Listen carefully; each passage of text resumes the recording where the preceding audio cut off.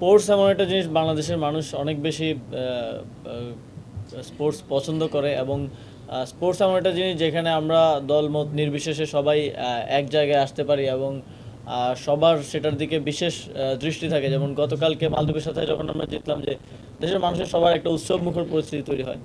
তো অবশ্যই সেজন্য আমাদের একটা বিশেষ নজর আছে এবং এই জন্য আপনারা দেখেছেন যে বিপিএলকে কেন্দ্র করে আমরা একটা ইয়ুথ ফেস্টিভ্যাল সারা দেশে করার পরিকল্পনা হাতে নিয়েছি। মাননীয় প্রধান উপদেষ্টা তিনি স্বয়ং আমাদেরকে ডিজাইনিং এবং আইডিয়ার ক্ষেত্রে সহায়তা করছেন। সাফের ব্যাপারে যেটা বললেন, যদি আমাদের সুযোগ থাকে আমরা অবশ্যই সেই সুযোগ নেওয়ার চেষ্টা করব, কিন্তু যেহেতু এখনও আমাদের ওই ধরনের কোনো অ্যাপ্রোচ কিংবা আলোচনা হয়নি, তাই এখনই কিছু বলতে পারছি না।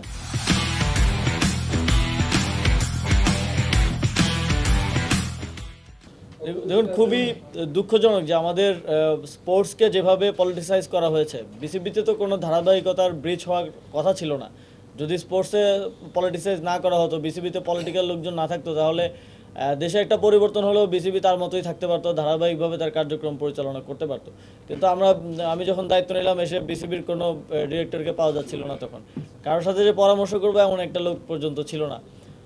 তো স্টেক হোল্ডারদের সাথে কনসালটেশনের মাধ্যমে এবং গঠনতান্ত্রিক অনেক জটিলতা ছিল, সেগুলো দেখে নিয়মতান্ত্রিক উপায়ে আমরা বিসিবির যেই আইসিসির যেই ফ্রেমওয়ার্ক আছে তার মধ্যে থেকে নিয়মতান্ত্রিকভাবে আমরা বিসিবিতে পরিবর্তনটা এনেছি এবং এটা বাস্তব যে জোড়াতালি দিয়ে চলছে, কারণ অনেক ডিরেক্টররা এখন নেই এবং কিভাবে নতুন ডিরেক্টর বা আমরা যেই বিসিবির গঠনতন্ত্র আছে তার ভিত্তিতে নতুন ডিরেক্টরদেরকে আমাদের নিতে হবে এবং সেটা নেওয়ার ক্ষেত্রেও কিছু চ্যালেঞ্জ আছে। যেমন আমাদের ক্রীড়া সংস্থাগুলো এখনও পুনর্গঠন হয়নি, পুনর্গঠনের কার্যক্রম চলমান আছে, আপনারা জেনেছেন।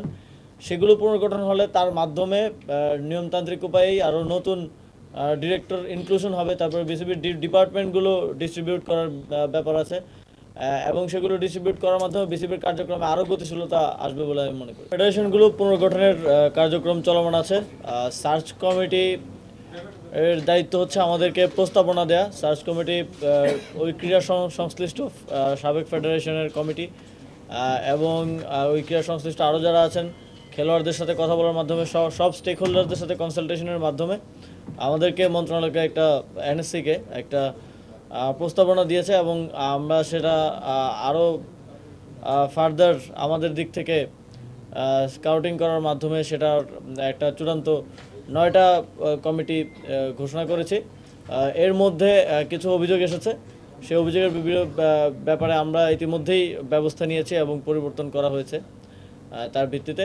এবং সামনের সময় আমরা চাচ্ছি সার্চ কমিটি সহ এই ফেডারেশনগুলোর কার্যক্রমে গতিশীলতা আনয়নের জন্য, আরও সক্রিয় করার জন্য খুব দ্রুত সময়ের মধ্যে অ্যাডহক কমিটিগুলো আমরা দিয়ে দিতে চাচ্ছি এবং প্রায়োরিটি বেসিসে যেই ইয়েগুলোর যেই ফেডারেশনগুলোর সামনে কোনো টুর্নামেন্ট আছে বা বিশেষ কোনো খেলা আছে, প্রায়োরিটি বেসিসে আমরা কমিটিগুলো খুব দ্রুত সময়ের মধ্যে দিয়ে দেব। প্রতিটি ফেডারেশনের জবাবদিহিতা নিশ্চিত করার জন্য আমরা ইতিমধ্যেই বলেছি যে প্রতি বছর তাদেরকে একটা প্রোগ্রেস রিপোর্ট, তারা কী কী কাজ করেছেন এবং অডিট রিপোর্টটা আমাদের জাতীয় ক্রীড়া পরিষদে যেন সাবমিট করে এবং নতুন নেতৃত্ব দায়িত্ব নেওয়ার পরে বিসিবি এবং বাফুফে উভয়কেই এক্সটার্নাল অডিট করার জন্য মন্ত্রণালয়ের পক্ষ থেকে আমরা নির্দেশনা দিয়েছি। বিসিবি ইতিমধ্যেই এক্সটার্নাল অডিট শুরু করেছে এবং বাফুফেও শুরু করবে এবং সেখানে আর্থিক কেলেঙ্কারির যদি কোনো ইয়ে পাওয়া যায় তাহলে সেক্ষেত্রে আইনি ব্যবস্থা নেওয়ার জন্য আমাদের পক্ষ থেকে নির্দেশনা দেয়া আছে।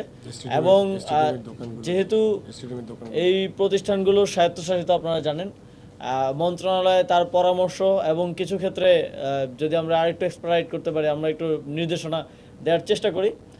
তবে দিন শেষে সিদ্ধান্ত এবং যেই তার বাস্তবায়ন সেটা ওই ফেডারেশনই করে থাকে। জাতীয় ক্রীড়া পুরস্কারের যে বিষয়টা, সেটার জন্য একটা কমিটি থেকে যারা হচ্ছে জাতীয় পুরস্কারের কার্যক্রমগুলো করে থাকে। আপনারা জানেন যে সবগুলো কমিটিতেই আগে আওয়ামী লীগের লোকজন দিয়ে ভরা ছিল এবং ওইখানেও প্রকৃত যেই রিপ্রেজেন্টেশন সেটা নিশ্চিত ছিল না।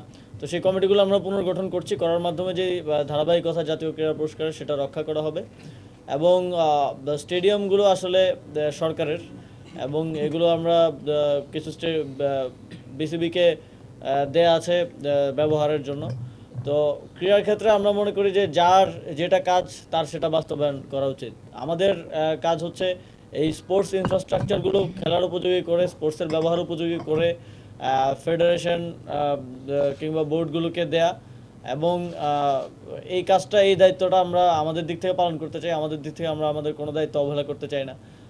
এবং যেই জবাবদিহিতার কথাটা আপনি বললেন, আমাদের সময় আমরা বারবারই বলছি যে জবাবদিহিতা নিশ্চিত করা হবে, এবং যদি এই ধরনের কিছু থেকে থাকে বিসিবি কিংবা বাফুফে কিংবা অন্যান্য সকল ফেডারেশনের সাথে আমরা সে বিষয়ে খুব দ্রুতই ব্যবস্থা নেব।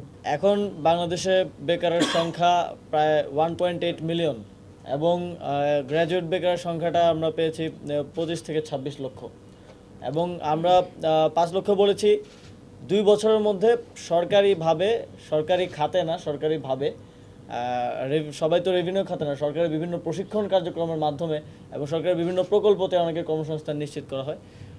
তো আমরা 5 লক্ষ 2 বছরের একটা লক্ষ্যমাত্রা নির্ধারণ করেছি, কিন্তু আমরা আশা করছি যে আমরা এর থেকে বেশি করতে পারবো, এবং ভবিষ্যতে যাতে এই সংখ্যাটা আরও বৃদ্ধি করা যায় সেজন্য আমরা আরও কিছু ব্যবস্থা নিব। কিছু প্ল্যাটফর্ম আমরা যুব উন্নয়ন অধিদপ্তরে তৈরি করার পরিকল্পনা হাতে নিচ্ছি, এবং এখানে খাতগুলো বলা হয়েছে যে রেভিনিউ খাতে 2468 জন হচ্ছে গত 100 দিনে কর্মসংস্থান সৃষ্টি হয়েছে, এবং নন রেভিনিউ খাতে আমাদের বিভিন্ন ট্রেনিংয়ের মাধ্যমে, যুব ক্রীড়া মন্ত্রণালয়ের যুব উন্নয়ন অধিদপ্তরের বিভিন্ন ট্রেনিংয়ের মাধ্যমে 59,296 জন কর্মসংস্থানে সাথে যুক্ত হয়েছে। আপনারা জানেন আমাদের ফ্রিল্যান্সার ট্রেনিং আছে, সেখান থেকে প্রশিক্ষণ নিয়ে ফ্রিল্যান্সাররা অর্থ উপার্জন করছেন। ড্রাইভিং ট্রেনিং আছে, তারপরে ট্রাফিকের আমরা যে সচেতনতা ট্রেনিং দিলাম তারপরেও সেখান থেকে কর্মসংস্থান হচ্ছে। এবং অন্যান্য মন্ত্রণালয়ের তালিকাগুলো, পূর্ণাঙ্গ তালিকাগুলো আমরা এখানে পাইনি। এখানে প্রায় 6টা মন্ত্রণালয়ের তালিকা আছে। না, ট্রাফিকে ছেলে মেয়ে উভয় শিক্ষার্থীরাই আছে, তারা কাজ করছে, এবং সেখানে আমাদের লক্ষ্যমাত্রা ছিল 700 জন। তার মধ্যে ইতিমধ্যেই কাজে যুক্ত হয়ে গেছে 214 জনের। And click on the bell icon. Follow us on Facebook and Instagram. Download T-Sports app to enjoy exciting games and highlights. Visit tsports.com.